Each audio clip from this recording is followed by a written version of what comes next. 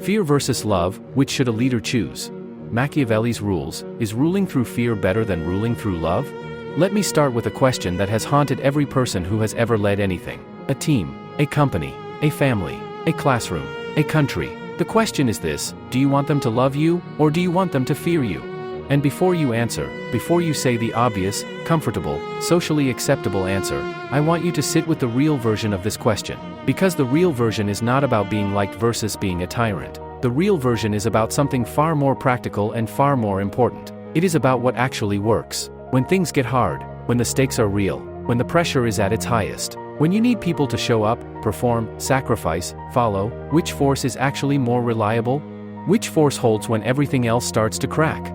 500 years ago, Niccolò Machiavelli asked this exact question, and he gave an answer that shocked his era, was misunderstood for centuries, and is more relevant today than most modern leadership books that line the shelves of every airport bookstore. He said, "It is better to be feared than loved, if you cannot be both." Today we are going to take that sentence apart, completely, honestly.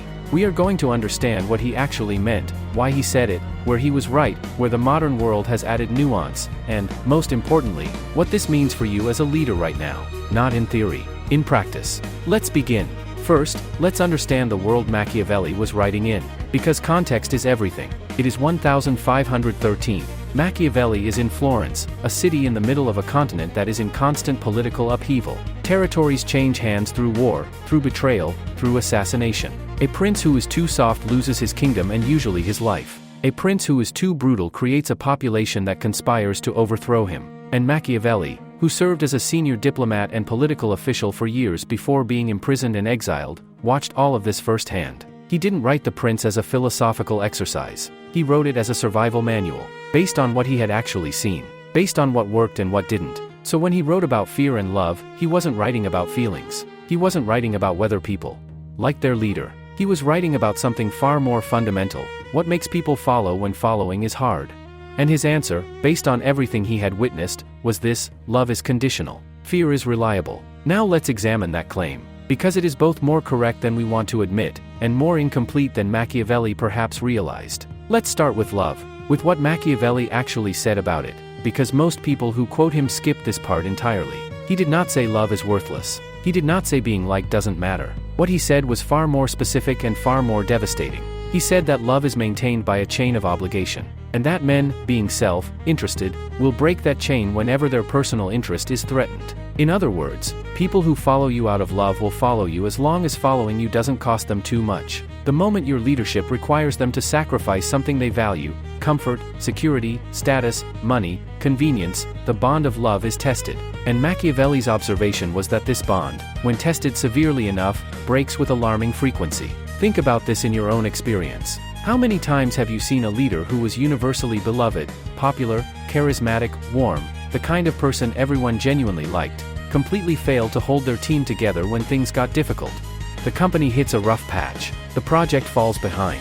The decision is unpopular. The workload spikes. And suddenly, the people who said they loved working for this person are the same people who start leaving, start complaining, start quietly undermining, start prioritizing themselves. Not because they were lying when they said they loved working there, but because love, without accountability, without standards, without genuine consequences, is a fair weather force. It works in good conditions. It fails in storms. And Machiavelli's entire point was this: leadership is mostly about storms. Now let's talk about fear. And let's be precise about what he meant, because this is where he is most misunderstood. Machiavelli was not talking about terror. He was not describing a leader who rules through physical threat, through violence, through the daily humiliation of people under their authority. He was describing something much more refined. Something that, when you strip away the dramatic language of 16th century politics, sounds remarkably like what modern organizational psychologists call accountability. Fear, in Machiavelli's framework, is the awareness that actions have real consequences, that standards are not optional, that when you fail to deliver, something actually happens, that the rules are not decorative, they are real, they are enforced, and they apply to everyone. This kind of fear is not about covering. It is about knowing where the lines are and taking them seriously. And here is what Machiavelli observed about this kind of fear: it is consistent. It does not fluctuate based on how much someone personally likes you on a given day. It does not depend on your charisma or your relatability or whether you remembered someone's birthday. It depends on one thing: Credibility. Does this person actually enforce what they say they will enforce? Is the consequence real? Is the standard genuinely held? And if the answer is yes, if you have built genuine credibility around your standards, then even people who don't particularly warm to you personally will perform, will show up, will deliver, because the alternative has a real cost. That, Machiavelli argued, is more reliable than the warmth of people who like you. Now let's complicate this, because this is where the honest conversation gets interesting. Machiavelli was right about something, but he was writing in a world that was fundamentally different from the one you are leading in today. In 1513, the people under a prince's authority had almost no options. They could not leave. They could not find another prince. They could not post on LinkedIn that the working conditions in Florence were suboptimal. The power differential was so absolute that fear, even severe fear, could maintain compliance indefinitely. You are not operating in that world. The people on your team have options. Your best performers, the ones you most need, have the most options. They can leave tomorrow. They can start their own thing. They can get 3 job offers in a week. And this changes the equation fundamentally. In a world of captive followers, fear is sufficient. In a world of voluntary followers, fear alone is deeply insufficient. Because the moment the fear becomes more burdensome than the alternatives, people leave. And the people who leave first are always the ones with the best options. Which means ruling through fear alone is a selection mechanism for keeping your worst performers and losing your best ones. This is not a flaw in Machiavelli's logic. It is the result of applying his logic accurately to a changed context. He was describing what works when exit is not possible. You must also describe what works when exit is always possible. And what works in that world is something neither fear nor love can achieve alone. Let me introduce the concept that Machiavelli gestured toward but never fully named. Respected authority. Not feared, not loved. Respected. Respected authority is when people follow you not because they are emotionally attached to you, and not because they are afraid of what happens if they don't, but because they genuinely believe your judgment is sound, your standards are fair, your vision is worth following, and your leadership consistently produces outcomes they care about.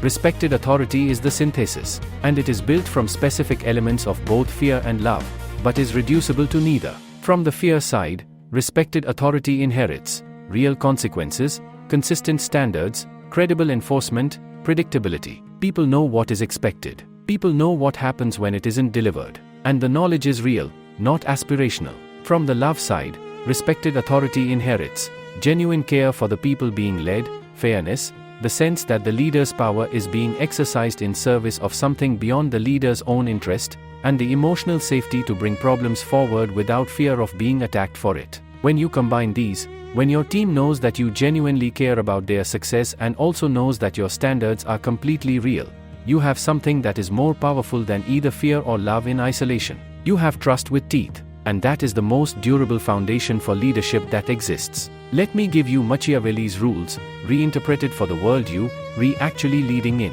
Rule 1.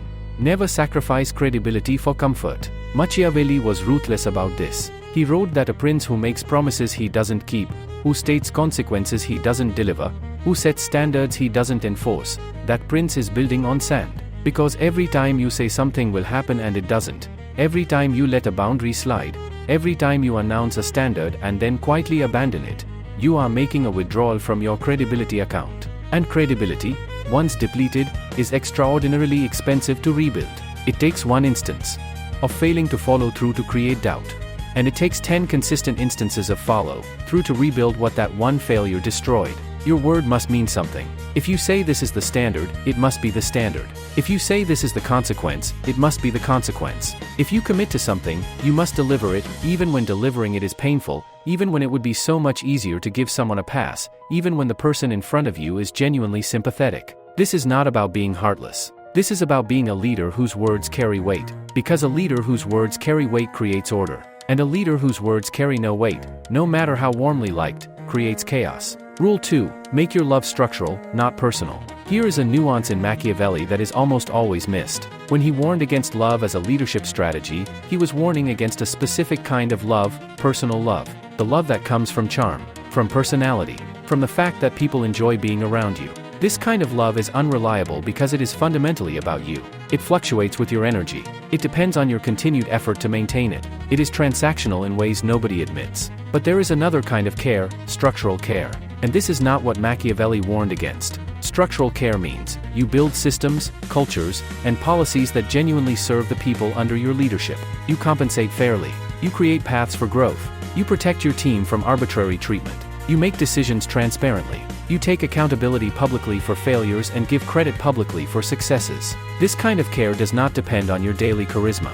It is embedded in how things actually work, and it creates something that personal charm never can, a genuine sense that this institution, this team, this organization is on their side.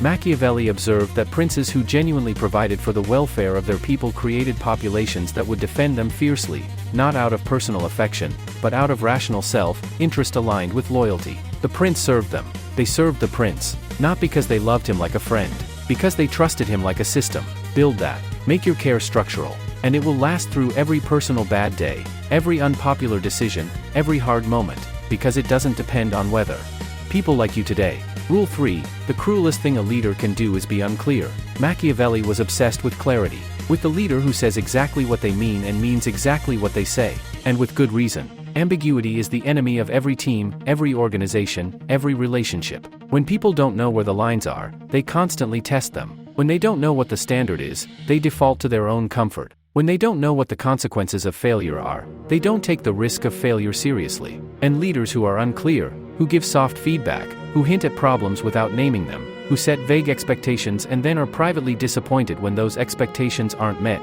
these leaders believe they are being kind. They are being kind to themselves. They are avoiding the discomfort of directness. The people who work for them experience it not as kindness but as chronic uncertainty. They never know where they stand. They never know if they are doing well or poorly. They spend enormous energy trying to read signals instead of doing work. And when the unclear leader finally explodes, because unexpressed frustration always eventually explodes, it lands as a complete shock and is experienced as profoundly unjust. Machiavelli would say, that leader is creating suffering through cowardice disguised as compassion. Be clear. Be direct. Tell people exactly where they stand. Give feedback that is specific enough to be actionable.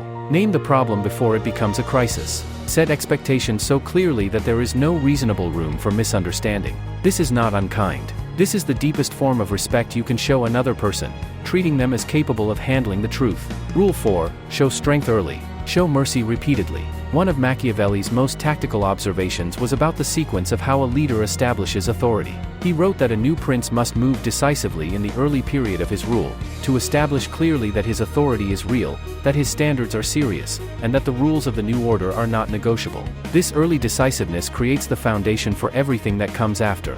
It is much harder, Machiavelli observed, to establish authority once people have already tested and found that authority soft. First impressions of leaders, like first impressions of people, are disproportionately powerful and disproportionately durable. But once that foundation is established, once the credibility is real, a leader can afford to be generous, to extend grace, to show mercy, to be flexible. And those acts of mercy are experienced as exactly that, as gifts, as kindness, as evidence of genuine humanity, rather than as weakness. Because the mercy lands differently when it comes from a position of established strength. Think about two leaders who both decide to give someone a second chance after a major failure. The first leader has never enforced a real consequence in their career. Their mercy is experienced not as a generous gift but as more evidence that nothing is ever really serious. The second leader has a clear track record of holding standards. Their mercy is experienced as a genuine act of grace, one that the recipient feels profoundly and remembers deeply. Same action, completely different impact.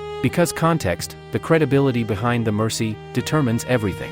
Establish your strength first, not through harshness for its own sake, but through clarity, consistency, and the willingness to hold the line when it matters. And then be as merciful as you want, because now your mercy means something. Rule 5, avoid being hated above all else, and understand what creates hatred. This is where Machiavelli is most practically useful for modern leaders. He was absolutely clear that fear, in his sense of accountability and real consequences, was a sustainable foundation. But he was equally clear that hatred was the one force that would always, eventually, destroy a leader. And he was precise about what creates hatred.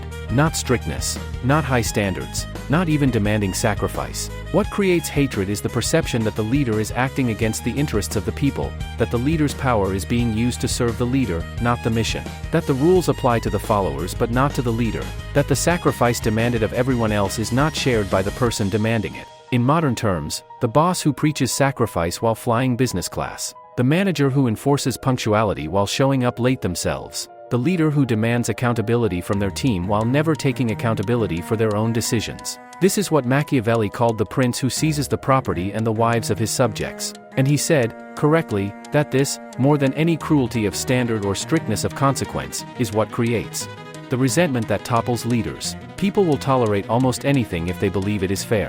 If they believe the person asking them to sacrifice is also sacrificing.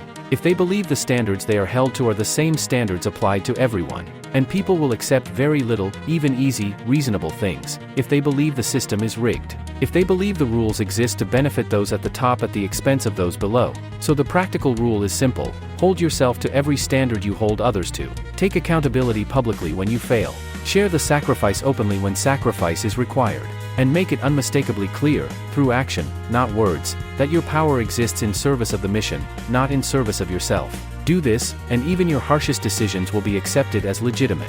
Fail to do this, and even your most reasonable requests will be resisted as evidence of exploitation.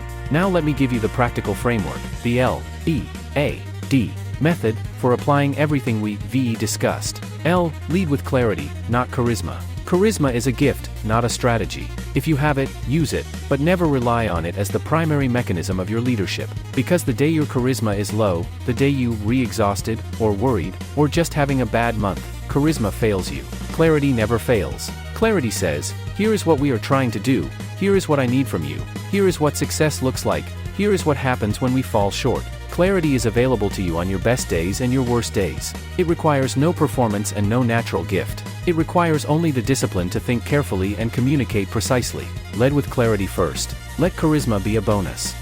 Enforce standards equally and consistently. There is nothing more destructive to team culture than selective enforcement. When the rules apply to some and not to others, when the high performer gets a pass on the behavior the low performer was corrected for, you don't just fail to hold the standard. You communicate that the standard was never really about the behavior. It was about power, about who has it and who doesn't. Enforce your standards with complete consistency. Across levels, across relationships, across performance histories. The star performer who violates a real standard should face the same consequence as the newest member of the team.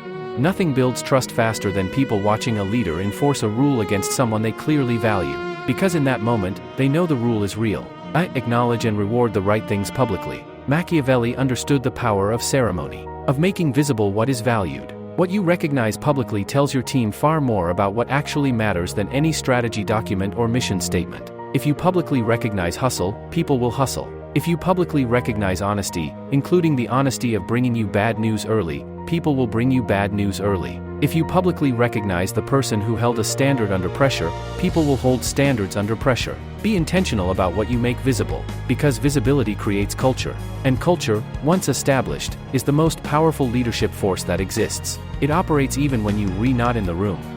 Distance your authority from your personality. This is perhaps the hardest discipline in leadership, and it is the one Machiavelli pointed at most consistently. Your authority should not depend on whether people like you personally, because you will have bad days. You will make unpopular decisions. You will sometimes be wrong and need to correct yourself publicly. You will face periods where your team is frustrated with you. If your authority is built on personal likability, on the emotional warmth people feel toward you, it will be fragile to all of those things. Every unpopular decision threatens the foundation. But if your authority is built on credibility, on a track record of sound judgment, fair standards, consistent follow-through, and genuine care for the mission, then it can survive your bad days, your mistakes, and your unpopular decisions. Because people are not following your personality. They are following your track record. Build a track record, not a fan base. Let me spend a moment on something that is not in Machiavelli, but that 500 years of human experience has added. There is a third force beyond fear and love. It is meaning. When people believe that what they are doing matters,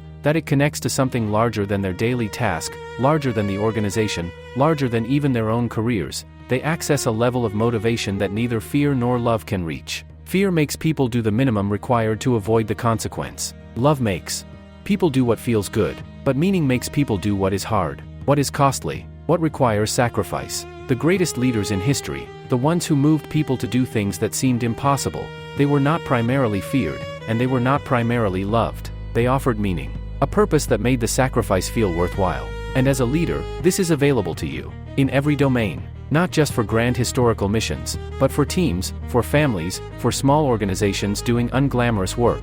The construction company whose leader helps every team member understand that they are building the place where someone's child will grow up. The hospital unit whose manager reminds the night shift nurses that their vigilance is the difference between someone going home to their family or not. The small business owner who helps their team see that what they are doing serves real people in a real community. Meaning is the force that sustains when fear loses its urgency and love alone runs thin. Add it to your leadership. Connect people to purpose, not with hollow corporate language, but with real, specific, human stories about why the work matters. Because people who know why they are doing something will endure almost anyhow. Let me bring this home now, with the answer to the question we started with. Should a leader choose fear or love?